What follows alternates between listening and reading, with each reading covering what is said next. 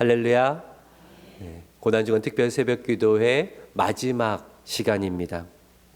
오늘 말씀을 나누기 전에 우리 자녀들을 먼저 축복했으면 또 격려했으면 좋겠습니다. 오늘 우리가 자녀들과 함께 모이기 위해서 5시에 모이지 않고 1시간 늦춰서 6시에 모이긴 했지만 토요일 날 이 시간에 깨어 나온다는 것은요, 하나님의 기적의 역사이고 또 우리 자녀들의 아름다운 믿음의 결단입니다. 우리 자녀들이 엄마의 협박에 나왔든지 부담감에 나왔든지 참 쉽지 않은 일입니다. 특별히 오늘 중고등부에서 찬양팀으로 섬겨주셨는데 일찍 나와서 그렇게 준비하는 모습을 보고 하나님 얼마나 기쁘게 받으실까라고 생각을 했습니다. 우리 기적을 보여준 또 믿음의 아름다운 결단을 보여준 우리의 중고등 학생들 또 우리의 자녀들에게 한번 큰 박수로 격려해 주시면 감사드리겠습니다. 오늘 마지막 날, 원래 마지막 날이 하이라이트입니다. 그렇죠? 그래서 마지막 날 우리가 이렇게 옆에 분과 인사해 볼까요? 오늘 놀라운 역사가 있을 것입니다. 오늘 놀라운 역사가 있을 것입니다. 지난 한 주간 하나님께서 말씀을 통하여서 크신 은혜와 도전을 주셨습니다. 그리고 그 모든 시간을 완성하시는 날이 아닐까라는 기대를 가지고 이 자리에 섰습니다. 더 크신 은혜, 더 깊은 임재와 능력으로 우리와 함께 하실 하나님을 기대함으로 믿음 나아가시는 귀한 시간 되시기를 주님의 이름으로 축복합니다. 아멘. 오늘은 예수의 길 마지막 여정입니다.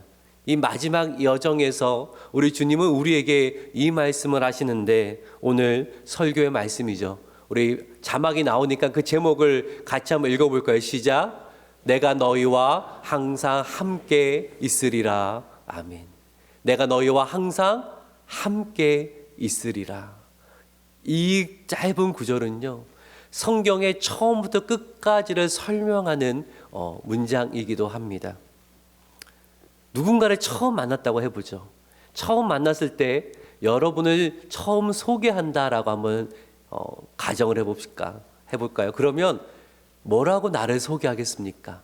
가장 나를 잘 소개할 수 있는, 그리고 듣는 사람에게 꼭 필요한 그 한마디로 나를 소개하려고 할 것입니다. 자, 그러면 하나님이 성경의 이야기 속에서 처음으로 사람에게 자신을 소개하시는 일이 있었는데 어떻게 소개를 하셨는가? 이 부분 한번 생각을 해볼까요?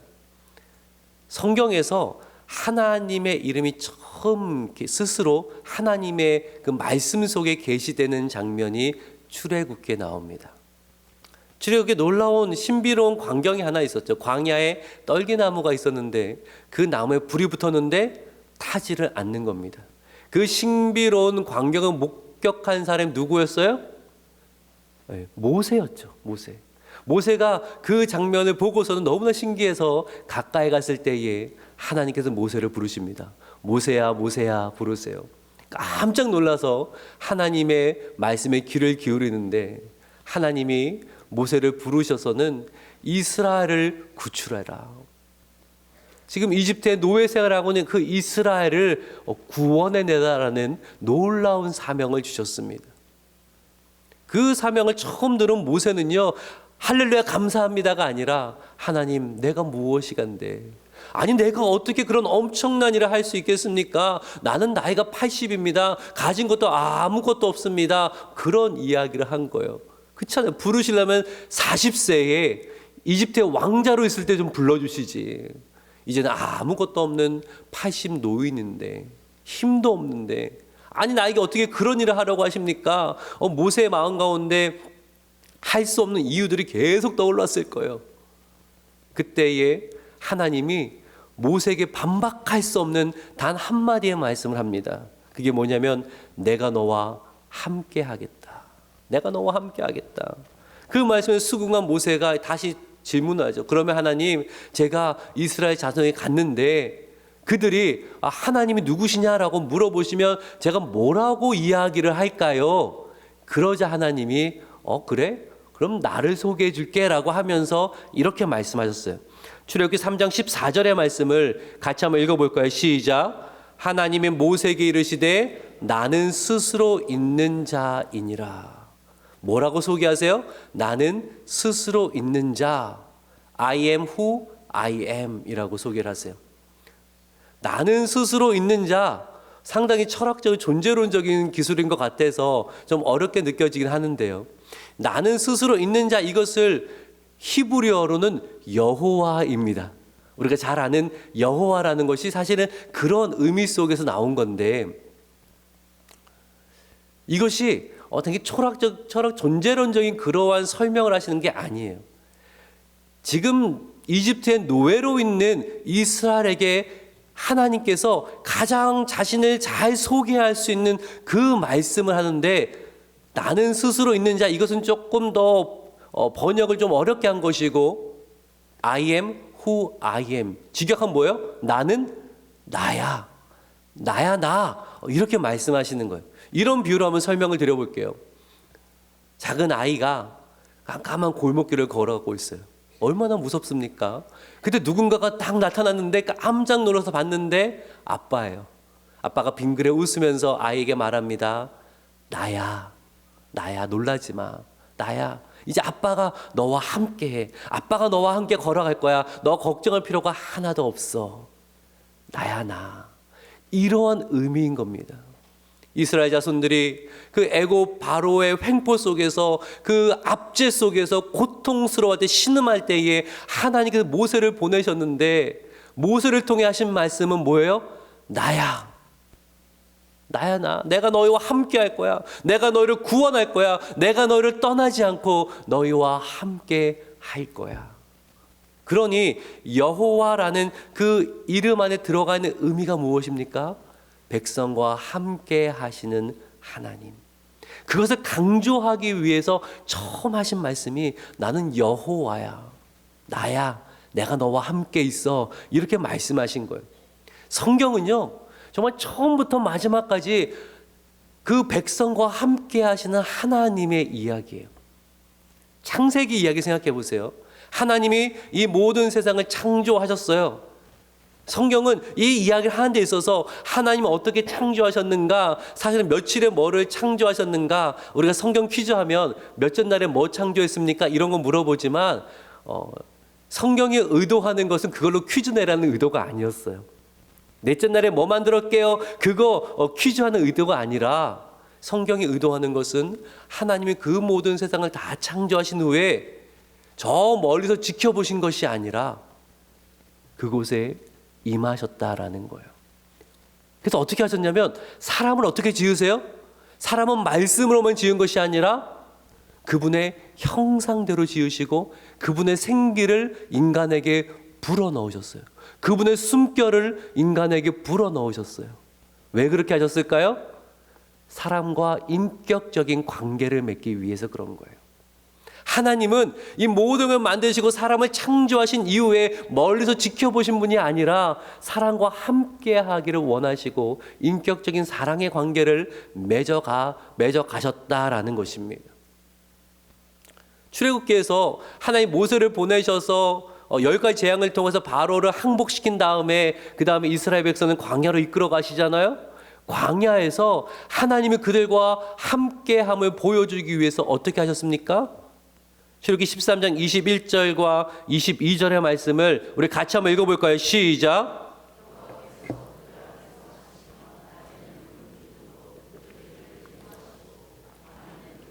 그들에게 비추사 낮이나 밤이나 진행하게 하시니 낮에는 구름기둥 밤에는 불기둥이 백성 앞에서 떠나지 아니하니라. 아멘. 하나님은 눈으로 보이지 않잖아요. 그래서 하나님께서 이스라엘 백성들에게 확신을 심겨주기 위해서 어떻게 하셨다고요?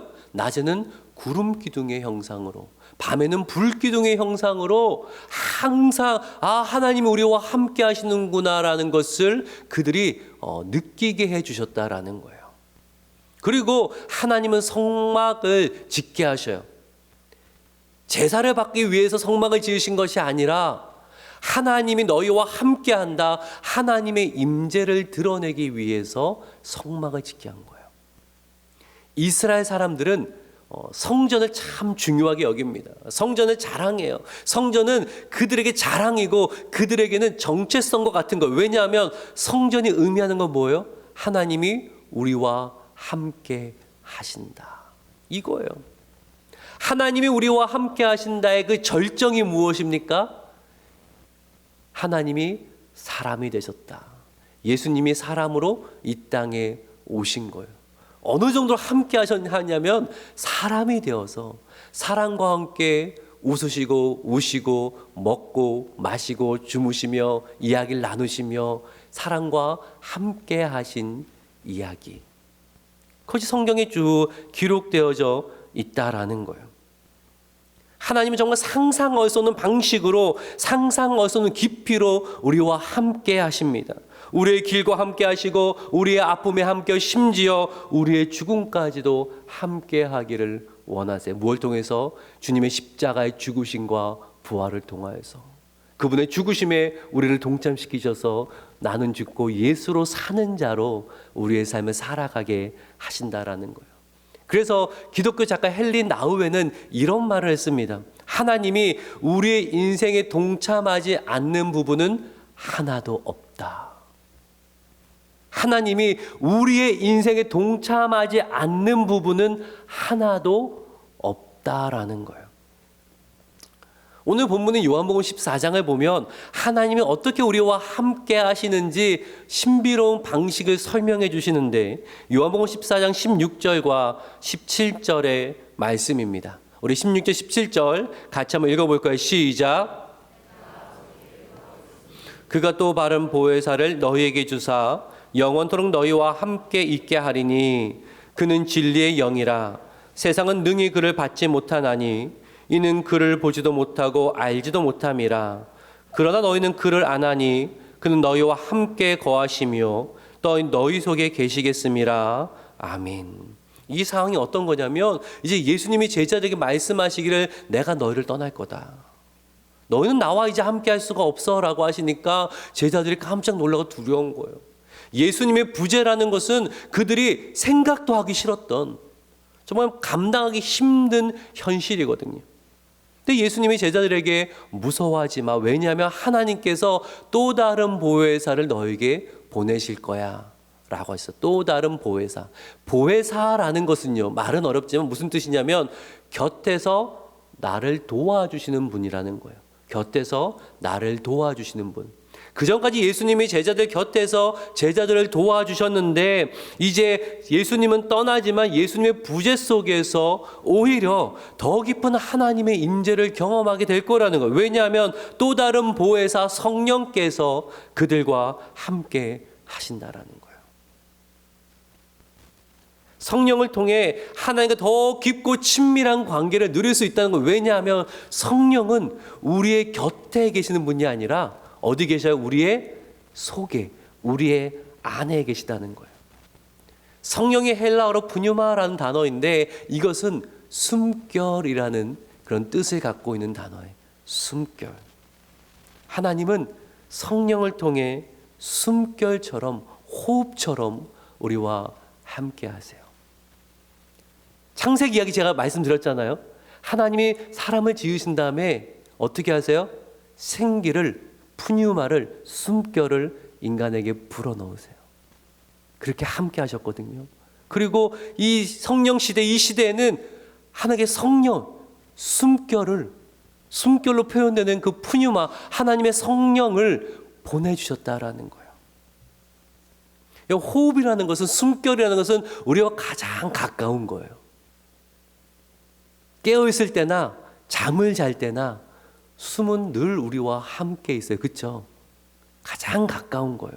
하나님의 임재가 우리의 그 숨결 같다라는 거예요. 성령의 임재가 마치 하나님의 숨결 같이 우리와 함께 한다라는 거예요. 우리는 하나님의 숨결과 함께 살아가는 존재가 되었다. 이것을 우리에게 알려주시는 거예요. 사랑하는 여러분, 숨을 쉴 때마다 생각하세요. 숨을 내쉴 때마다, 나에게 호흡이 있을 때마다 뭘 생각하시라고요? 하나님이 나와 이렇게 함께 하신다. 내가 숨을 내쉬는 모든 자리에, 모든 순간에 하나님이 나와 함께 하심을 꼭 기억해야 된다라는 거예요. 그리고 이 사실을 기억하는 모든 자에게 요구되는 건 뭐냐면 인내입니다. 뭐라고요? 인내. 인내하면 뭐가 떠오릅니까? 이를 꽉 깨물고 참고 견디는 거, 그게 떠오르시는가요? 근데 성경은 인내의 의미를 그렇게만 이야기하고 있지 않아요. 한번 읽어볼까요? 너무 잘 정리된 글에서 제가 갖고 왔는데 한번 읽어볼까요? 시작. 인내란 현재 자리에 온전히 머물며 순간에 충실하고 내게 필요한 모든 것이 이곳에 있음을 믿는다는 뜻이다. 네. 이것이 인내예요. 현재 자리에 온전히 머물며 순간에 충실하고 내게 필요한 모든 것이 이곳에 있음을 믿는 것이 인내예요. 인내하지 못한 사람 특징이 뭔지 아세요? 늘 미래만을 바라봐요. 이런 말을 자주 해요. 지금은 내게 아무런 의미가 없어. 빨리 내일이 왔으면 좋겠어. 내년이 왔으면 좋겠어. 좋은 직장이 생겼으면 좋겠어. 형편이 나았으면 좋겠어. 그래야 나에게 의미가 있어.